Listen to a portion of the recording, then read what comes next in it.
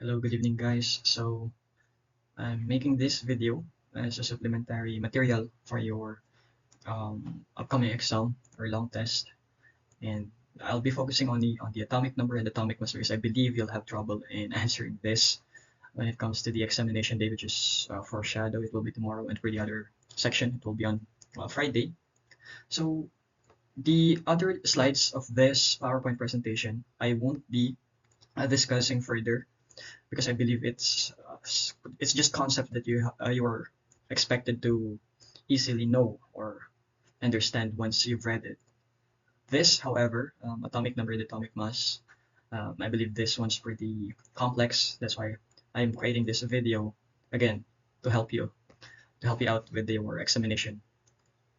Okay, let's proceed. So the focus of this is for you to be able to understand more how to find the number of atomic mass, the proton, the neutron, the electron, and the atomic mass of whatever element is provided to you. Okay, so let's move forward. I mean, I've already discussed this. Okay, so hydrogen, whatever the atomic number is of the element is right away the number of proton of that same element. So for example, we have hydrogen here and its atomic number is 1. Alam nyo na dapat na 1 din ang proton niya. Okay? So, ganun lang kasimple. So, again, atomic number of hydrogen is 1. So, 1 din yung kanyang proton. Atomic mass, 1 din. That means wala siyang kasamang neutron. Okay? So, again, we're talking about the nucleus of the element here. The atom that we have is hydrogen. Its atomic mass is 1. Therefore, sa nucleus niya, there's only 1 that you can find. And that is the proton alone. So, isang proton lang ang meron, wala nang kasamang neutron. And, okay, so that is your chemical symbol for hydrogen, and that is your element. Okay, now, pagdating dito, xenon, okay, I'm sorry, xenon. This is just an example, okay? This is the symbol for our element, and, all right, that is X. Your superscript, that is your atomic number, and your subscript is your, oh, sorry, this superscript is your atomic mass and your subscript is your atomic number. All right. So pagdating dito sa example natin, for example, we have oxygen. Its atomic mass is 16 and its atomic number is 8. Given agad na kapag ang atomic number niya for this example is 8, 8 din agad ang proton niya. All right? And sabi natin meron tayong we need a pointer here. Okay, so since we have 16 as its atomic mass, ibig sabihin, may proton na siya na 8 doon, ilan pa yung natitira na kasama doon sa 16? So, let me see if I can write it here. Alright, so ito yung atomic mass mo, 16. Ibig sabihin sa nucleus ng ating element, ito yung nucleus, okay? Magkasama dito sa nucleus niya, yung proton and neutron. Outside it is its electron. Kasi siya ang hirap mag-drawing dito. Okay? So let's point that as its atomic nucleus. Atomic.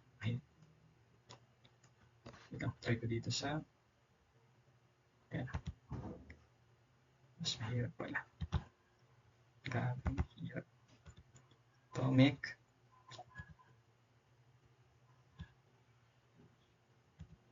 nucleus. Bakit mo hirap magsalat dito? Okay, nucleus. Wait lang. Bakit nasulat? Ayan, so this is its atomic nucleus and sa nagre-revolve or nagro-rotate sa kanya is yung kanyang negatively charged electron. Okay? So electron tong pointer ng ano, itong tinuturo ko na to. This is its electron. This is our oxygen's atomic nucleus which is composed of proton and neutron. Pag pinagsama mo sila, siya yung kanyang atomic mass. Okay? Napakasimple. Proton plus neutron equals the atom's atomic mass. Okay? So if we have 8 here, atomic number, ibig sabihin may 8 siya na proton, ima-minus lang natin yung 8 sa 16. So 16 minus 8 is equal to 8. Ano yung 8 na yon? Nasagot. That is your neutron. Okay? So that is your neutron. Now, if we're talking about a number of, if we're talking about a neutral element, sa neutral element, same lang lagi ang proton and electron. Okay? Tandaan, proton is equal to electron kapag normal yung element mo. So, hindi siya positively charged or negatively charged kasi nga equal lang yung amount ng proton and neutron mo. Proton and electron. Okay? So, yun yung kung paano natin makukuha. Okay? Now, this, for example, we have sodium. Sodium's atomic mass is 23 and its atomic number is 11. So, wait lang. Ayan. So, atomic number 11. Ito yan. Atomic mass, of course, ito yan, 23. Sabi natin kung ano yung atomic number ng element, ganun din ang bilang ng proton na meron siya. So, proton. Ayan. Ayan. So, 11 proton din, of course. Now, 23 minus 11, yun yung calculation na gagawin natin para makuha natin yung neutron. Okay? So, sabi natin 23 minus 11, it should be 12. Right? 12 dapat yan. Oh, wait, electron pala muna. So, again, proton and electron equal lang sila kung stable yung ating element. Kung neutral element lang siya. Okay? So, equal siya palagi, electron and proton. Again, tandaan, equal siya palagi if neutral element siya. Okay? Kasi mamaya, malalaman niyo kung bakit. Now, yung neutron, sabi ko kanina, atomic mass minus atomic number or proton is equal to neutron. Ayan. So, dapat 12 yan. Which is tama. Okay? So, ganun lang kasimple. This, okay, moving forward, we have your cobalt and this is, okay, first test atomic number. Ang atomic number niya, again, 27. So, that should be 27. Atomic mass, superscript niya, which is 59. So, 59 dapat yan. Proton is equal always to its atomic number. So, 27 din dapat yan. Electron, equal din dapat yan. Okay, kasi nga, neutral element lang ang meron tayo. Okay? So, yung neutron, i-minus mo lang yung 59 minus 27. Ganun lang kasimple para makuha yung neutron. Okay, so we're talking about ions dito sa susunod nating mga element. Okay? So, ions are atoms or molecules that have gained or lost electrons. So, kanina, sabi ko, if neutral yung element, wala siyang charge, same lang dapat ang proton and neutron, proton and electron. Kasi positive and negative, sila yung charge na yon. Ano? Proton is positive, electron is negative. So, kung neutral siya, same lang dapat ang amount nila. But, if we're talking about ions, sila na yung hindi same ang amount ng electron. Either nag-gain ng electron or nag-lose ng electron. So, kapag nag-lose ng electron, ang ating element, magiging positively charged siya. And tatawagin natin siyang cation. Kapag naman nag-gain ng electron, magiging negatively charged siya. And tawag sa kanya is an ion. So, sir, bakit nangyari yun? Ganito kasi yan. If our example for this case is ito. So, kapag red, proton siya, this is your neutron. Say, for example, your neutron is ito, black. Kaya ito yung nucleus ng ating element. And then sa electron niya, kung neutral na element to, dapat same lang ang proton and electron. So, ang electron natin dapat dalawa lang din. Okay? Okay, dalawa din. Now, ano ang nangyayari? Bakit nagbabago or nagkakaroon tayo ng ions? Ang nangyayari kasi is natatanggalan or nadadagdagan siya ng electron. So, ang example natin is nag-gain ng electron, nagiging negatively charged. Bakit? So, itong electron natin, negatively charged yan.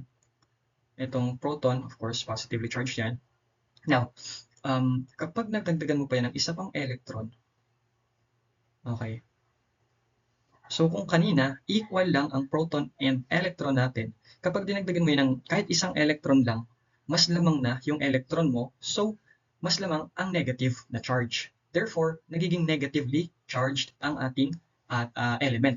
That's why nagiging ion siya, specifically an ion. Alright? So, ganun yung nangyayari doon. Kasi nga, lamang na yung electron niya, so mas lamang yung pagiging negatively charged niya. So, negatively charged na siya. And this is your negative charge. Now, paano naman kapag naglo-lose ng electron? Okay.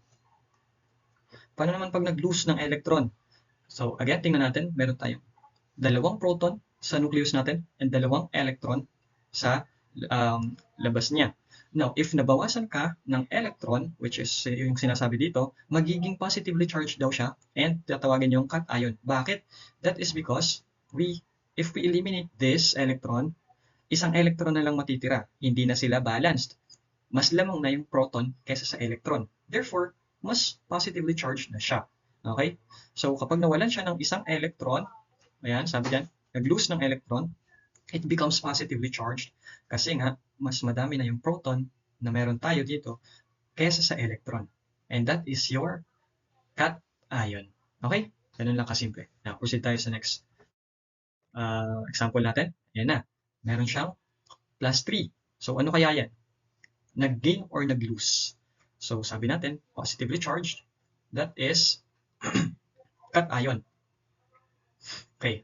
Tingnan natin kung paano siya isusulat in this way. So, atomic number, we have 13. So, dapat 13 ang atomic number niya, which is tama. Next, atomic mass, your superscript, 27. So, 27 dapat. Next, sabi natin, ang atomic number mo is equal sa proton mo. So, dapat 13 din siya. Now, ano yung next kaya dito? Neutron. So, neutron, para makuha natin yung neutron, atomic mass lang minus atomic number. Okay? Ganun lang kasimple. So, 27 minus 13 is equal to 14. Now, the question is, ilan ang magiging electron niya? Since cation siya na 3. Sir, ipa-plus 3 ba natin siya? Magiging 16 ba ang kanyang electron? The answer is no. Bakit? Kasi kaya nga siya cation, positively charged, is because nabawasan siya. Sabi natin, kapag nag-gain ng electron ang isang element, that becomes an ion. Kasi mas nagiging negatively charged na siya. Ano? Dun sa example natin kanina, if ma-replay nyo, kapag nag-lose or nag-gain ng electron, magiging negatively charged siya kasi mas madami na yung electron kaysa sa proton. In this example, naging positively charged na siya kasi nga nabawasan siya ng electron. Tatlo ang nabawas na electron, therefore, mas lamang na yung pagiging positively charged niya kasi mas marami na yung proton as compared sa electron. That is why your electron count will become 10. Okay? So, 13 minus 3 is 10. Ganun ang pagkuha niyan. Hindi porque positively charged yan, i-add mo yan sa 13 mo. No. Kapag positively charged yan, ibig sabihin, lamang ang proton. Ibig sabihin, nabawasan ng electron. Kaya nga, mas lamang na yung pagiging positively charged niya. So, again, tandaan, kapag positively charged, ibig sabihin, nabawasan ng electron. That's why ima-minus mo to sa atomic number mo. Okay, ganun ang pag-solve niyan. Next, our example here is phosphorus. So, atomic number, 15. Napakasimple. Atomic mass, 31. And your proton is equal to your atomic number, so dapat 15 din siya. Your neutron, ewan ko kung neutron ang next nito. Okay, tama. Neutron is 16 kasi atomic mass minus 15, your atomic number, is equal to 16. Okay? So, ganun lang kasimple. Now, your electron, sir, positive 2 na naman. Anong gagawin dyan? Ibig sabihin, cation siya. Therefore, lamang ang pagiging positively charged. So, para mangyari yun, mababawasan siya ng electron. So, 15 minus 2, dapat ang electron natin ay 13. And tama. Okay? So, ganun.